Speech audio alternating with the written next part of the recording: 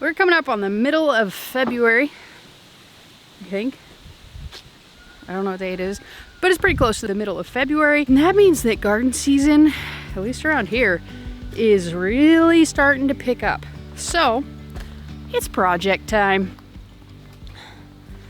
The greenhouse is in full swing. Oh, looks like the wind knocked over that pot or that tray. I want to be able to use my greenhouse. My seedling room is just, it's fine, it's great.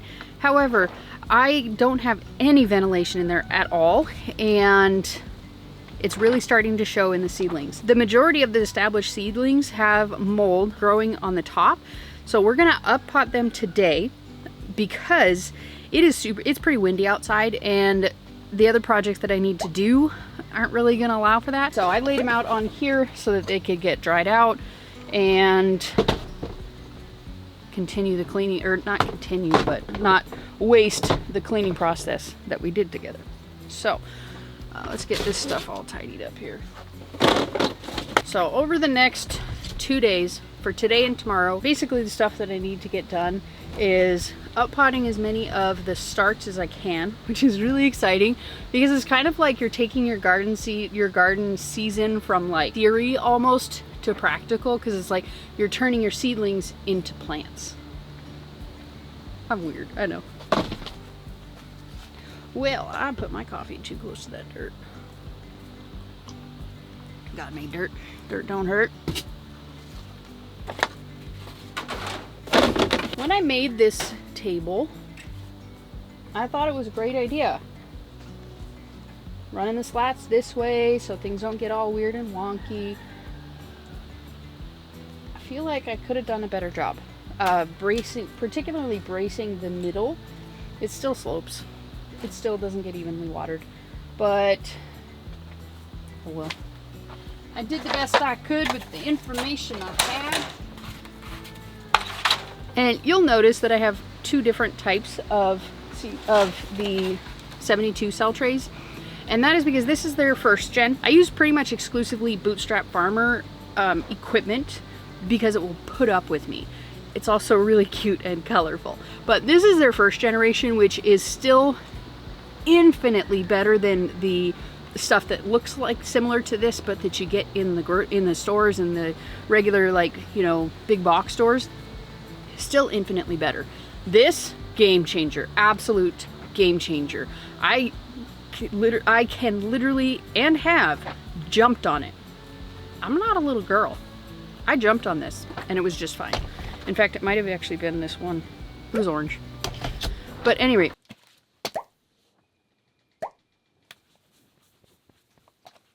Nothing. I always have an affiliate link down below. It doesn't save you any money, unfortunately, but it kind of just helps to support the channel, and you can get really fantastic gardening stuff. This one is a cheaper option, but it doesn't last as long. Not even close. These ones, however, I feel are virtually indestructible. I put them all through a lot. These are still good. So if you want a cheaper option, you can get these ones, but the hard plastic colorful ones, in my opinion, are the way to go. So if you guys are planning to purchase any of the super cute, colorful, insanely durable equipment through them, or any equipment whatsoever, if you use the link that I have down below, that just gives me a little bit of a kickback, and I appreciate that. So let's get to up potting these things, because they're pretty bad.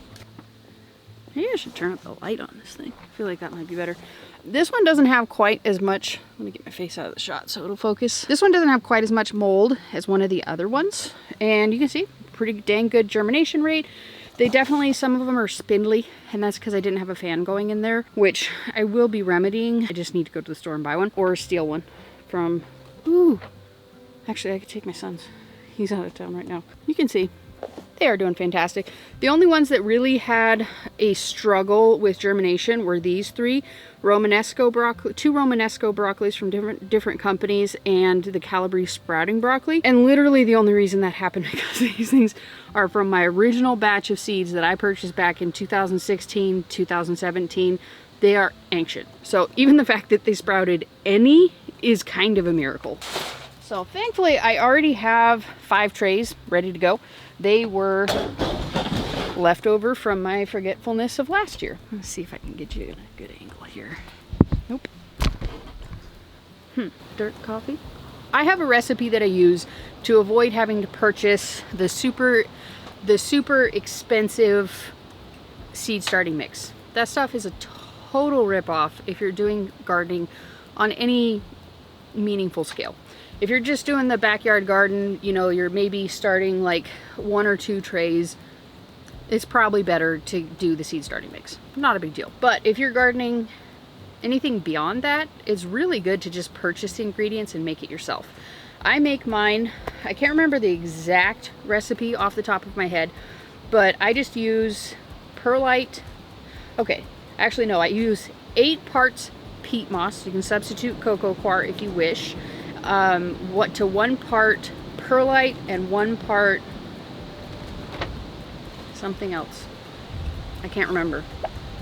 At any rate, I'll link the video for my seed starting mix either up here, which I literally never remember to do, or at the end of this video. I had asked you guys earlier if you were interested in another seed starting tutorial. Nobody seemed to care, so I'm not going to bother with that video. I already have one. It's about a year old. It is a year old. It's from last year. I'll link that one for you down below. But when I'm making the trays, I mix that usually about 1 part of the seed start mixed, 2 parts of a compost soil mix. So like 1, 1, 1. That's basically just to get them kind of acclimated to the soil that they're about to go into. If you put some of the mixture that they're used to in there, but then you add in some of the new soil, it kind of just helps. You don't have to do that, but I just find that it helps. It makes them a little more vigorous and less likely to be taken down by diseases when they go out into the actual soil, which is all native soil and compost. Save as much of this soil as I can. Another project that I have for today will hopefully help with this issue, but my cats have found my bin that I store my soil in, and they think it's a litter box. All of my cats were originally trained on a litter box because when we got them as kittens, we kept them in the house to make sure that they knew where home was. And some of them still like to use the litter box. We actually still have a litter box out on the deck. I'm not sure why, but sometimes they use it and sometimes they don't. But at any rate, I need to clean this out. I need a hose. I actually don't. That big tub that I had outside the greenhouse collected rainwater. All the soil from last year is super dried out, so I'm gonna water all of these first so they can get to kind of soaking up the moisture.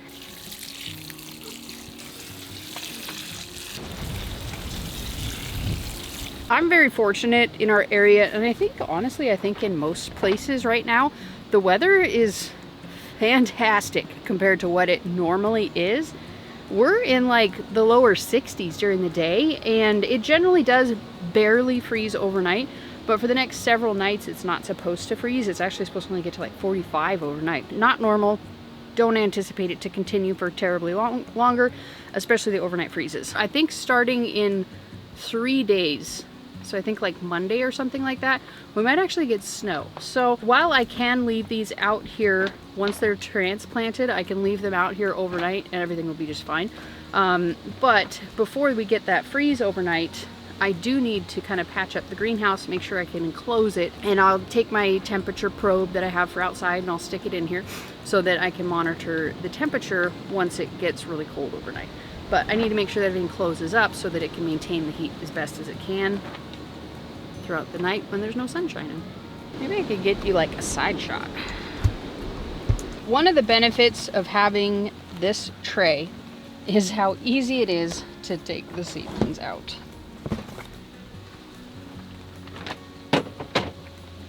So, all you do, it's got these giant openings at the bottom. That's it. You don't need a pencil, a stick, or nothing. So, with these, since I don't have labels for all of them, and I don't care to spend the time to do that, I just plant them. These might need a little bit more time. I just plant them in a row, and I know which direction they go, so everything that is ahead of this until the next tag is the same variety. I feel like I should water these things too. I should have spent some time watering everything. Oh well, maybe I'll do that actually.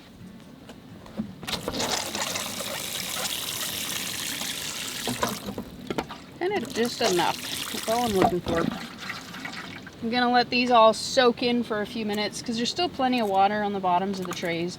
So hopefully they are not, I can't remember the word for it, but there's something where it's hydrophobic. Hopefully the soil is not hydrophobic, and we'll just kind of see what happens. But let's fix the greenhouse. It's looking through a window.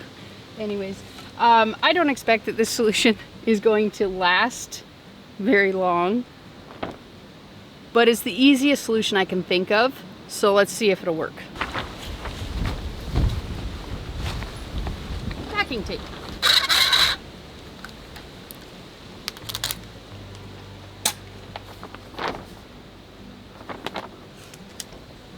This is a bad idea. There's nowhere for it to hold on to.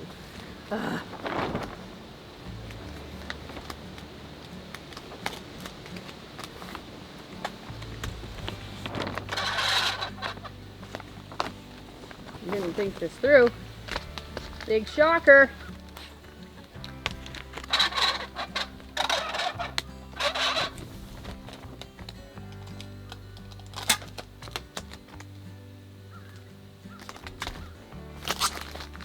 I just put some leading up to this part here so it could have something to at least stick onto, and then I just ran a border of the tape along the sides, so hopefully it'll help keep something in. I will honestly be happy if it lasts a day.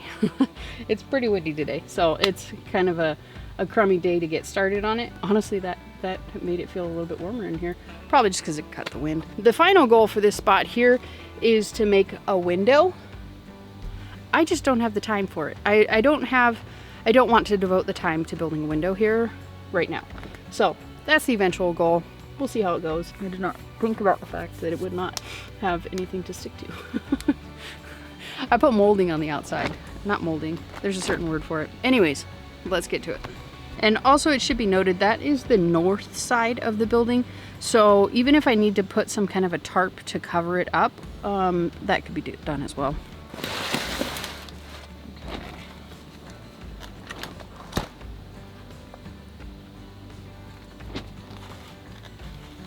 It does look like it's a little hydrophobic, so I think I'm going to just dump all these out, get them hydrated, and fill them back up. Unfortunately, here I'm thinking I'm going to save a little time.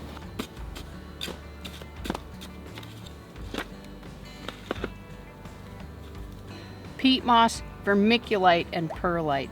That's what it was.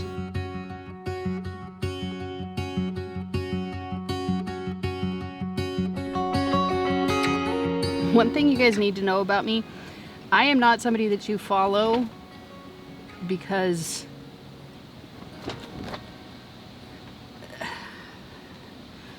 I'm not somebody who does well with remembering things, with keeping up with all of that sort of stuff. One example of that is how many of these are shriveled up and dead. I'm sure it's probably a combination of this as well as overwatering, or underwatering, which, go figure. I got mold with underwatering.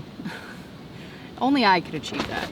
I'm sure there's others who could, but I have a special skill. I can achieve completely polar opposite results.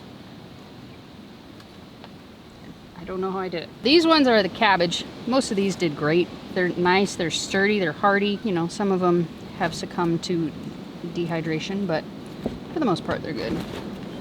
I'm just picking this variety here because I have 5 slots left. And there are 5 of them. And this Calabose cabbage, I'm really sad about. I was hoping that would sprout. But it looks like I did get one sprout. That's not a sprout, that's a twig. So I didn't get any of the Calabose, which I'm super bummed about, but hopefully we'll get some in the fall. I'll just buy new seed. This is really easy. It's been a while since I've potted anything, so I wanted to do some of these before I show you what I'm doing. All of these seem to be, to some level, hydrophobic, so they're not really absorbing the water. I mean, even these ones over here, they're not absorbing it. So I'm emptying the pots into here, adding some water, mixing it all up, and that seems to be doing the trick. So I'm just taking a handful, putting it in here, right? Pushing it down really hard at the bottom, and just going back and forth. So then I've got an opening in here. Stick the seedling in, covering it up, making sure not to go past the crown or the soil level where it was in the tray, because that is a good way, I have discovered, with most things other than peppers and tomatoes, that's a really good way to get stem rot, and they just die. Tomatoes and peppers, mostly tomatoes, peppers to some degree. I would imagine tomatillos are pretty similar, but they will shoot out roots from their stems. So like I said, especially the tomatoes, somewhat peppers are okay with it. Tomatoes thrive with it being planted deep, because they'll shoot out roots from their stems. So I'm just gonna keep doing this. I have this tray plus one more that's probably a little bit less than half needing to be transplanted. The cabbage and the celery, not the cabbage, the celery and the celeriac, they don't really need it yet. I think once I get that half of it emptied out, I'll probably just put it back inside and figure out a fan or something to go in there and out here. So since I don't want anything to happen to my son's fan, obviously it's not my fan, I want to be respectful, I will probably put that one inside, and then the one that I have in my bedroom I will sacrifice and put it out here, which really sucks. I like my fan noise. So you can see how long those have been sitting in here. I don't know if you can see the soil, but the moisture is, in some of them it is getting up to about here, but for the most part it's pretty shot. Like this one. Oh, it's not even, it's just on the outsides. But it's starting to make its way in on some of them. But they all need to be kind of forcefully watered. And then once they get used to soaking up the water, they'll do it just fine on their own. That's my experience. So I think I'm going to turn my music back on, jam out, and finish all these. Can't go wrong with a good old George Ezra playlist when you're doing the garden.